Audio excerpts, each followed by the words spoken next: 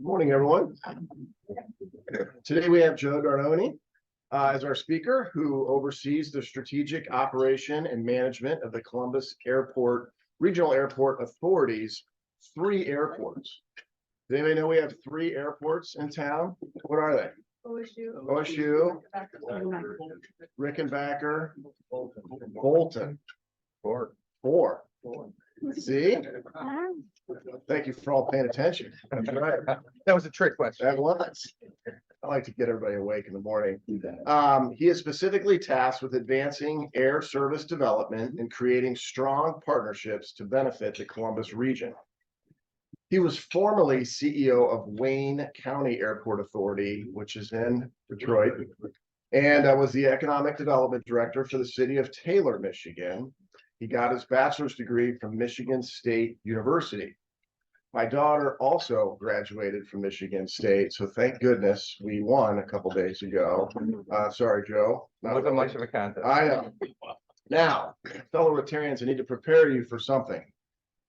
As Joe builds the new terminal at the airport, it may be hard for you to find your way around the place. When you look at his LinkedIn profile, he says one of his interests is the University of Michigan. So likely he will be stealing all the signs at the airport. It could be difficult to find your way. Help me welcome Joe Nardone to Columbus Road.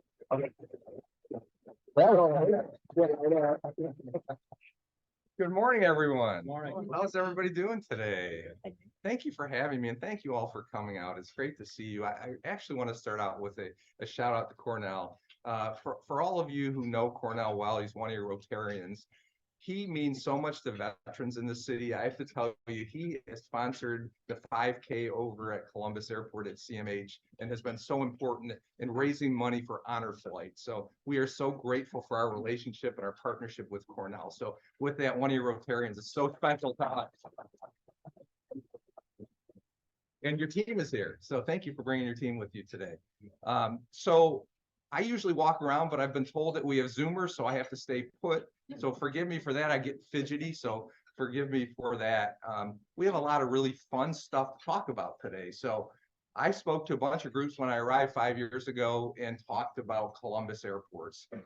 Little did I know, because I had to believe, and a belief in my team, a belief in this community, a belief in the city of Columbus and the Franklin County Commission and Franklin County and all the folks here in Columbus, the business community. We are at a place where I never thought we would get.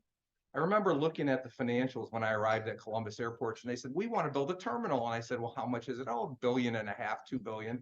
How much money do we have saved for Columbus for a new airport? I looked at the financials and it was $15 million. I said, that ain't gonna happen. So in any event, in 5 years, and this is really a tribute to my team and to all the folks, Mayor Gint, there's so many people who have supported us. We're in a position to go on this project. So I have a presentation and I'll try to get through it quickly, but what I wanted to let you know is please interrupt me. I'm easygoing. I have no idea why I have the University of Michigan as an interest on my LinkedIn page. Thanks, Mike, and thanks for the introduction. I say go Bucks every week except for one, and this was the last one, and it didn't really matter much. I can tell you a story. I was so excited. We were 7 or 8-0 coming into Columbus a couple of years ago, and we just beat Michigan, who was a top 5 team, and excited. I have a couple of nephews that went to Michigan State, so there's 5 of us in 2 generations that are Spartans. So we were so excited. I bought tickets and I was in the second to last row at the top of the stadium with, I'm actually an identical twin. My twin brother was a police chief, or retired police chief. He's smarter than I am. He retired younger than I did. But in any event, so I have twins from my little brother. So they all, so they came down and it was 42-0 at halftime and we left. So that was my visit to Buckeye Stadium, to Ohio Stadium. So we have not had a lot of good experiences being Spartans here in Columbus. But in any event, let's talk. Why are we building the terminal? Does anyone have any idea why we're building a new terminal? It's been talked about a lot because it was passengers. Does anyone have any thoughts on why we would build a terminal? I'm all ears. Anybody? Yes, sir. Security? Security is important. What's your name? Jason. Jason, thank you for answering that question. That's a great idea, Jason. Thank you for that. That's important. The reason we're building a new terminal is because of a facility issue. This terminal was built, most of it, some of it, I wasn't here. It's the only thing I say it's the only thing at Columbus Airport's around there that's older than I am. It was built in 1958, started construction. Now there's been bits and pieces of it added to, but it's a facilities issue. I was here about a year, and one of my people came to me and said, "Hey, Joe, I have to tell you we have a problem." And I said, "What's that?" And he said, "We have a water line running over our switchgear." For those of you who know, I'm not an electrician. I stay away from things that can kill me, by the way. But in any event, they said, "We have water lines running over our switchgear." And I said, well, that sounds like a problem. What's going to happen to that? And they said, "Well, we would only be down about a week." I said, "We can't be down a week." So we reconfigured our water line around the switchgear. But it's an old building that's been changed and reworked and all those kinds of things. It is time for a new building. Slides right here. See if I can do this. I went to Michigan State, like you said. So our facility opened in 1958, and we've had a lot of changes to it. So it's a facility issue. It's not a passenger issue. So starting last year, we hired the world's best architects to design our terminal, Gensler. They've designed a lot of terminals. Harvey, has anybody been to Harvey Milk at San Francisco? Anybody? What do you think about it? Is it cool? Is it a great airport? Yeah. So Gensler's terrific architect. Also, we're really proud to have an architectural partner, Moody Nolan. Have any of you worked with Moody Nolan, a Columbus-based firm, the largest Black-owned architectural firm in the country? They are on this project. And just recently, I lose track of time, but a few months ago, we brought Hensel Phelps to the team. Hensel Phelps is our construction manager at risk. What they do is they build it. And Hensel Phelps is out of Greeley, Colorado, and they are the largest airport construction company in the United States. So we have all the best players on this team. A real tribute to Columbus because they all wanted to work here. So it's really good news. They joined this year, 2023. We are hopeful. I can tell you this very honestly. We are working on pricing right now. So we're hoping that our board can consider the pricing of the terminal sometime in January or February and get the final green light. We do not have a green light from our board, but they've allowed us to continue moving this process forward. Construction costs over the last couple of years have been like the stock market, way up, way down, all over the place. So we're looking and hoping for construction prices to stabilize. I'm going to go to the next slide here. So does everyone know where the new terminal is going to be built? I'll give you a really good marker. Anybody have any questions about where the new terminal is going to be built? It's going to be built in the blue lot, if you know the blue lot. We just finished what they call, you'll hear this word around the airport business, CONRAC, the Consolidated Rental Car Facility. That will be walking distance from the new terminal. So if you place the new consolidated rental car facility, there will be a bridge from that facility, the new building at the airport, if you've been there, over to the terminal. Any questions about location? What's good about this is we get to construct this terminal outside of the security fence that exists right now, back to security, which means that we don't have to get everything. I don't have my badge on today, but we have very strict security requirements, and we will not have to have all of our contractors with badges. So it's really good news. So they'll be able to be outside of that line.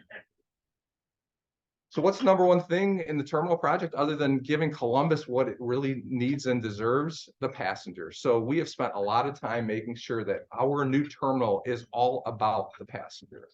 That's really that is our North Star in this project. So I'm trying to keep up. I can't. I'm sorry. I am looking at my slides, not following with that. Excuse me for 1 second. This is. Can you see the terminal? Can everybody see it? So it's interesting. It's kind of triangular shaped. This is a tough picture. Let me see if this next one is better.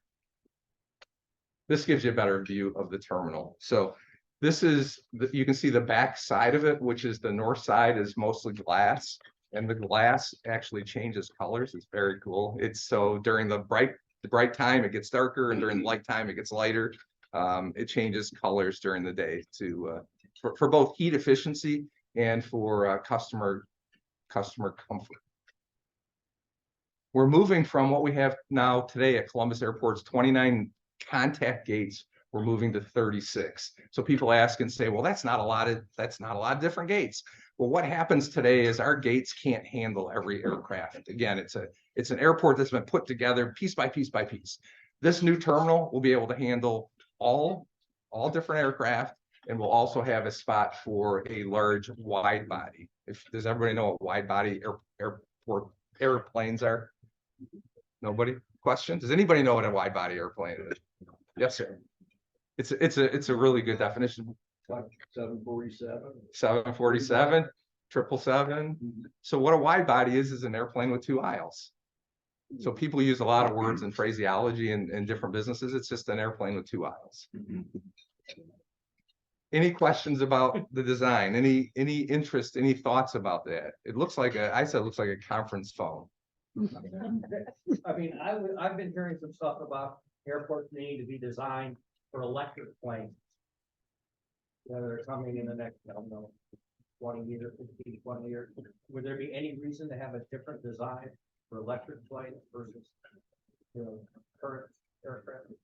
So that's a good question, and there's been a lot of talk about that and different kinds of alternate fuels and things for aircraft. But this design will accommodate electric planes. So I don't know if electric planes are in our future. I don't have a crystal ball. I'm not that smart or that I can't see that far into the future. But this terminal is truly about the passenger. Joe, So- is our runway long enough to handle a 747 and the wide body planes? Or would Yes, we have sir. to have a bigger runway. Yes, no, so we have all the infrastructure we need on the runways. So we handle Air Force One. Right. You see an Air Force One out there. So 747s are really not very active anymore. So what's happening with aircraft is the aircraft are getting smaller. So we had an opportunity to get an international flight when I first arrived with Delta, and the aircraft are getting smaller and longer range. So that helps Columbus, that helps mid-sized cities to get international service. So 747, you'll never see a 380 here, it's just too big. So no. Will we handle them? Yes. We're not set up to handle an A380, for instance. Has anybody seen an A380? It'll take up to 500 or 600 passengers. You have seen them? They're huge. Yeah. There's no need for an A380 here at Columbus. So this is the front curb of the new terminal. One of the things that I insisted on, the only thing they'll give me is I said I want everybody to be covered when they get dropped off at the terminal. So that was something we have now, and that was something that's really important to me. The architects pushed back on that. They like having the design of the terminal look really special, but for our passengers, it's really important to be out of the rain. So you'll see that canopy. That was something that we insisted on. This is a view of the interior. So what we have, the architects have affectionately called it the Oculus. It's a skylight that's, I think, 42 feet. There's been some discussion with the airlines on what the height of that is, because they pay the bills and they don't like it being too high because it costs them money. But in any event, it's a central meeting place for concessions. So Jason, where's Jason? Oh, he's out here. Jason left. No. He was bored. Jason asked the question about security. The one thing that we really have focused on in this architectural piece is pulling everything together. So something that folks in Columbus really like, and we've talked to a lot of people, is the closeness and convenience of the existing airport. So we can do this with one security check lane. It's actually 14 lanes. It's not one lane, it's one checkpoint. And our goal is to make sure that security stays as quick as it is today. And we think we can accomplish that with one checkpoint. But then you walk into a place that you see, which is meeting place. There's not been a name for it. We hope maybe if one of you have a name for it, let me know. But it's a central marketplace of sorts where there's multiple concessions. You can see half of the gates from this place. So the number one thing that people are concerned about when they go to the airport, and you all have your own experiences, and there's people that want to get on the plane early, there's people that want to get on the plane late, but seeing your gate is a big comfort. So you'll see, if you travel a lot, a new thing is called gate hold dining. So people like to be at their gate because people are comfortable. There's a big psychological benefit to being able to see your gate. So we pulled everything close. We pulled the parking structure close. We pulled the consolidated rental car facility close. We've pulled the security close. So this is a very tight structure, and we don't have a lot of space over there, by the way. This gives you an idea of the concourse.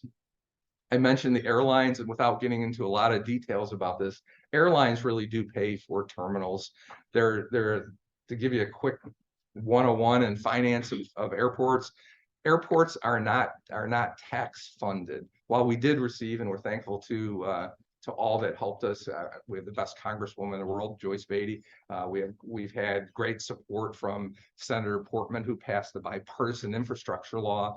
Sherrod Brown. We have a great congressional delegation, but airports are paid for generally. Save those federal programs are paid for by you, the traveling public. So you pay for it by parking, you pay for it by passenger facility charges. You ultimately pay for an airport. We don't levy taxes. So that's a really important thing. A lot of people are out there saying, oh, my taxes are going up. My taxes are going up. No, your taxes are not going up because we're building a new terminal. This is a picture of the concourse. And I mentioned the airlines because they don't like this. This is ClearSpan, and it costs more. They would prefer that we have the columns in there. And we just said, no, as we negotiate with the airlines, we want the nicest, best terminal, the sharpest terminal that's ever been built in the world should be in Columbus when this thing opens at the end of 28 or the beginning of 29. And I can tell you, he mentioned I did serve as a CEO of Detroit Metropolitan Airport, a much larger airport. I am honored that I was recruited to come to Columbus, and people here are the best that I've ever worked with. And I've had the opportunity, I ran a plant in Europe and Belgium. So I've been before I was in the airport business, I was in the steel business. I've done a lot of things, but I can tell you that the political environment, the way folks treat you is extraordinary. This is a special place, and you don't see it because you live here. I see it because I came from someplace else. So if you've come from someplace else, you know, I tease. I was here maybe 3-4 months, and I was really just getting my feet wet. And the mayor called me. I'm like, why is the mayor calling me? And he actually called me, Mayor Ginther, who was just reelected, to just check on me and see how I was doing.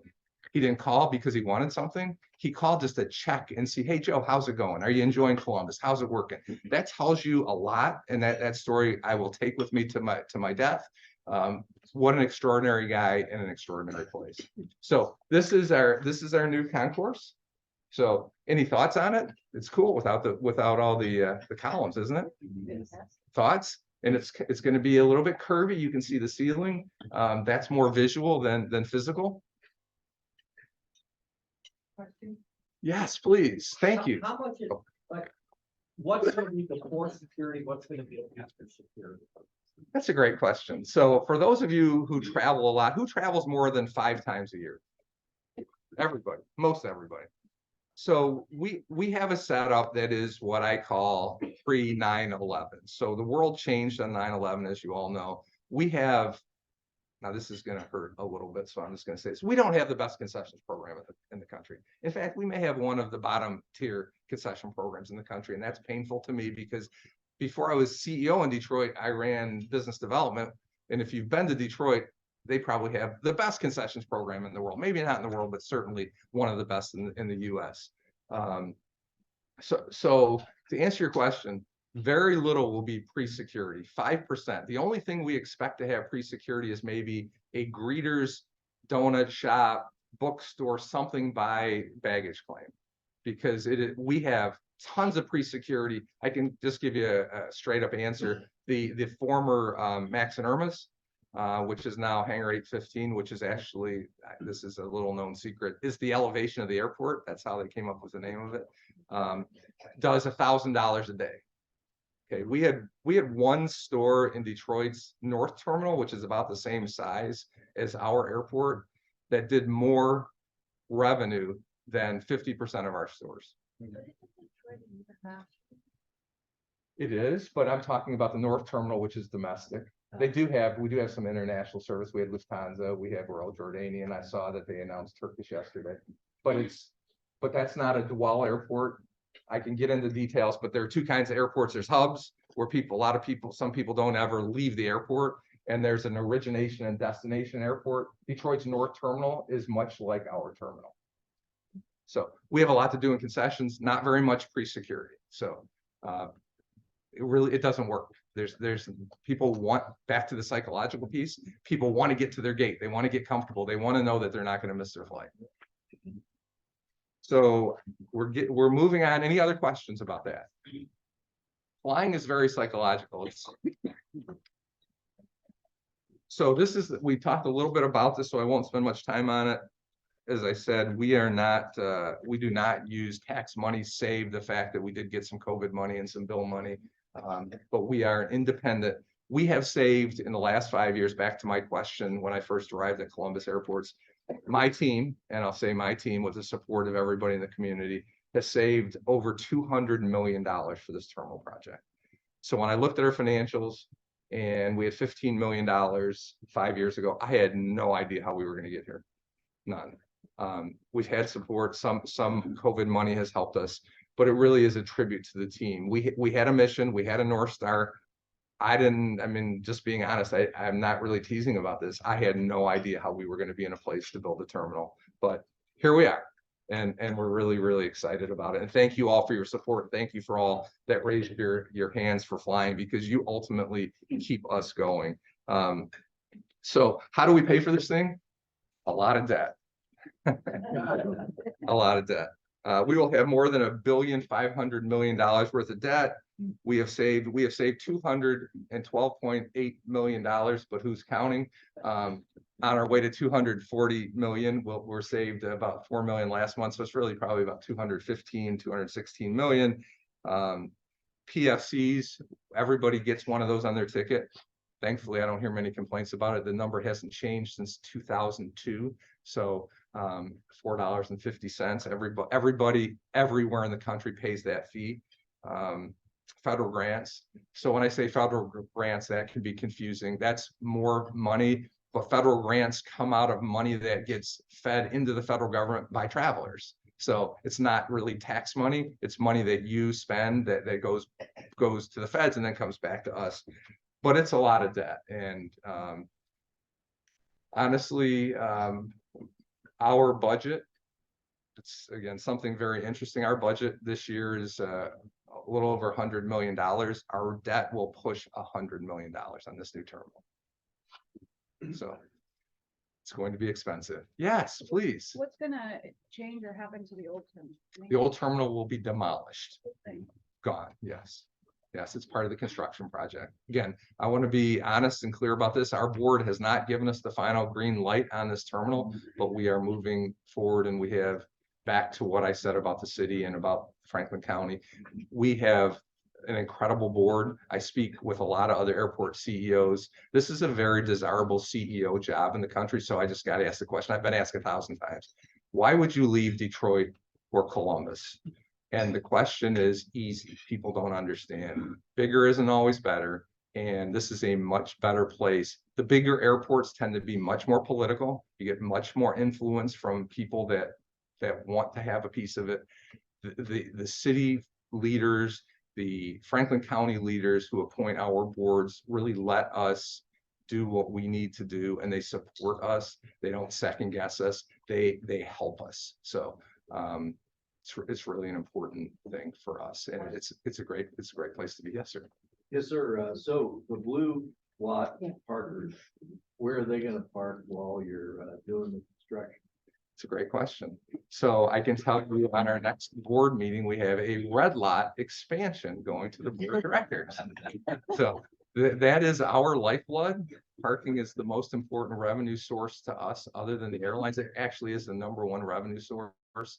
One of our board members teased me that we were a parking lot that flies airplanes, but we need each other. So we will accommodate future parking, and there will be a new 5,000 space parking deck, basically where the McDonald's sits today, a little closer to the consolidated rental car facility.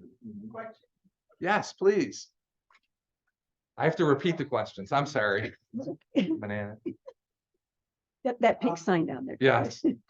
I believe Southwest is starting a new flight to San Diego this coming summer from Columbus. I was wondering if you could talk about the process for getting new routes from Columbus and if there are any other new routes that are on the horizon. So the question is, can I talk about new routes and how we get new routes? And I can tell you that that is a 24/7, 365-day-a-year job. In Detroit, I didn't really have to worry about that since I've been here. I can tell you in December, I'm flying to United in Chicago to visit with them. We have more flights today than we have ever had, 53 nonstop destinations, but it's hard. So there's a lot of confusion and misinformation out in the community about air service. And the way it works is quite simple. Many of you have businesses. It's about money. Okay. So if you don't have passengers to fill aircraft, you're not going to have a flight. So we are so blessed to have a partner like Southwest Airlines who will take chances. Southwest Airlines took a chance on Austin. It's done very well. Southwest Airlines, now understand these are only 1 day a week. So San Diego is Saturday, I think, and Kansas City is Sunday. I may have those flip-flopped, but that's 1 day a week. Southwest Airlines is taking a chance on Columbus. So it's really important to fill aircraft and understand that it's not just about us versus us when it goes out, when we go out and try to secure these flights.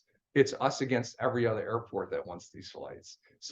So if you have $150 million, everybody who runs a business can appreciate this. If you have $150 million piece of equipment, are you going to fly it someplace where you can make 5% or 10%, 10% or 15%, 15% or 20%?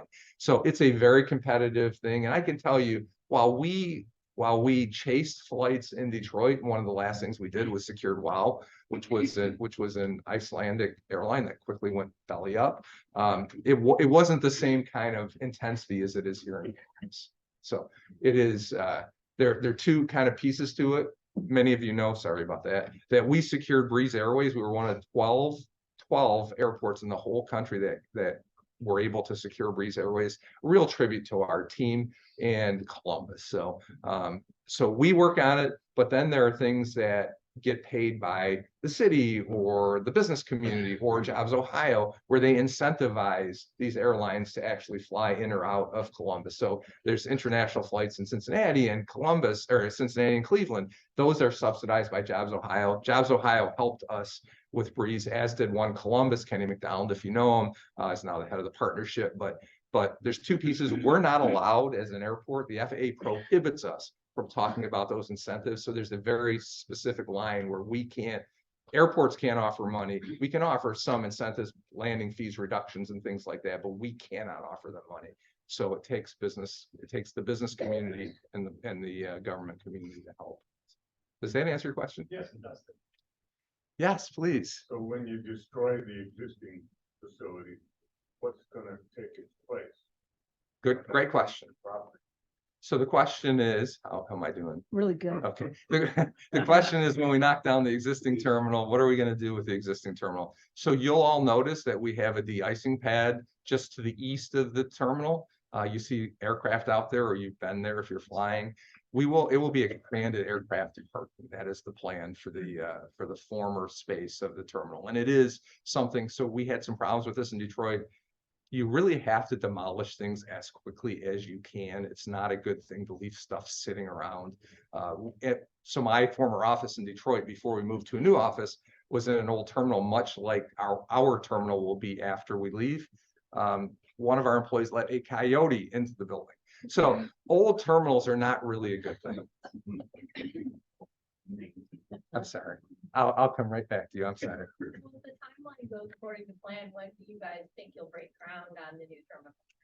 So the question is, when will we break ground on the new terminal? We are hopeful. So we're doing little things right now. We've been doing big things. We've moved runways. You'll see some construction out there. We've moved a taxiway C, or Charlie, as we call it in the industry. So we are continuing to work toward this project, but to really break ground on the physical terminal project would be either late 24 or the beginning of 25. And please don't hold me to that schedule, because things change. But yes, we're going fast, but we're not rushing. Please, Cornell. Joe, I know that there are some very large developments coming to Franklin County or just outside of Franklin County? Intel, Amazon, Google, battery plants, will those impact your airports? And if so, we have the capacity to address that impact? So Cornell's question is, with all the economic development in Franklin County and mostly Franklin County, and outside of Franklin County, will that impact our airport? And my answer to that question is very general. Every business that flies people helps Columbus airports. It helps the community. Economic development, whatever you want to call it, is critical to the success of all airports. But Columbus is on a great trajectory. And while one business, so everyone says, well, if you have Intel, you're going to have double the passengers. No, we're not. We're going to have more passengers, but we're not going to have double the passengers. So every project, every business that locates here, every student that comes to Ohio State helps Columbus airports. Does that answer your question, Fernando? Yes, sir. From the aviation community, as far as attract the airlines, there would be things like underground fuel delivery, and then from the GA side, is Lane gonna continue to have their spot? And NetJets and Nationwide, and all of those hangars still exist and be supported? So that's a great question. So the first question, there were multiple questions there, so sorry. I don't want to be in trouble with You you. might have to repeat it. Okay. Or Scott may have to hit you over the head. He told me with a pink sign. First question, I'll try to remember them. First question, will we have underground fuel delivery? The answer to that is absolutely yes. So this guy knows something about airports and airplanes. So and we will have what they call a hydrant fuel system. It's interesting. My staff actually pushed back on this. Some of them don't work there anymore, but that's a different story.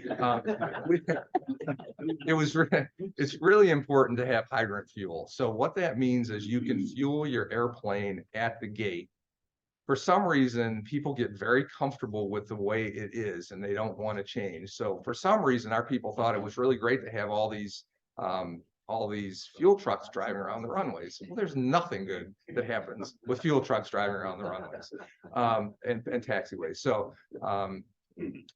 yes, hydrant fuel, that's the first question. The second question was, what will happen with Lane Aviation?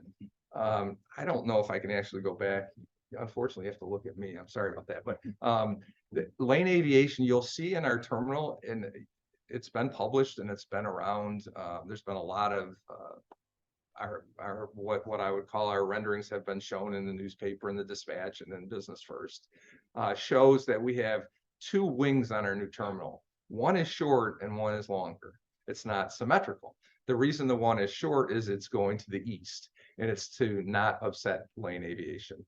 So there was a plan at one time to take Lane Aviation out their facility, and I don't mean take them out of the business. They're a beloved company. We do love Lane Aviation. They're great people, and we have a lot of respect for them.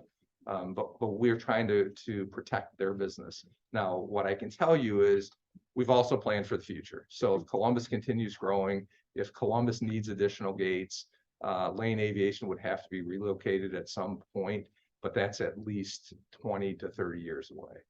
So one more question. Can I, did you have another question? I'm sorry. There was a question. NetJets and Nationwide. NetJets is great. We love them. Love Adam Johnson. They don't get along very well with their pilots for whatever reasons. You've all seen the ads. Scott, somebody had a question. Sorry. Port Columbus has never been a major hub.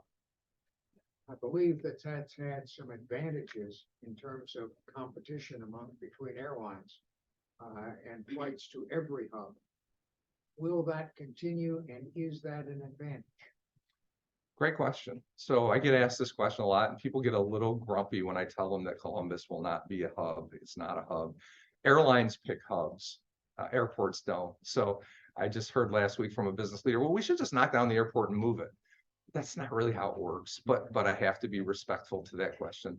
Columbus is extraordinary because Columbus is Columbus. I can tell you that we have an opportunity to, having lived in Detroit but not been part of the airport as they developed it. There are not many things that can change the face of a community like a new airport terminal. So I would say very proud to lead Columbus Airports, very proud of the team that we have, very proud of the trajectory, and we have nothing to apologize. Columbus Airports is special. And again, it's because of the leadership in this community. So Is not having a major hub an advantage?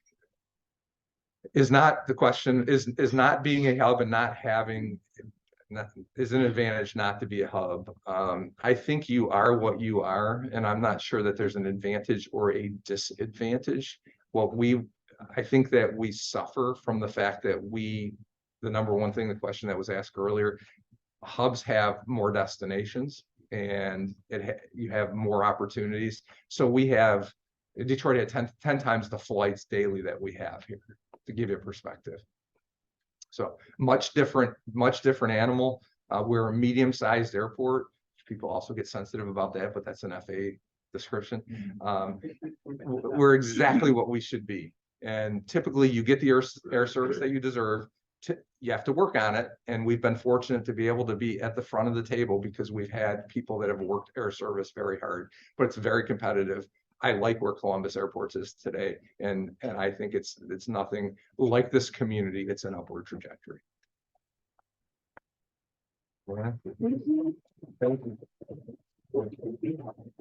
Thank you all.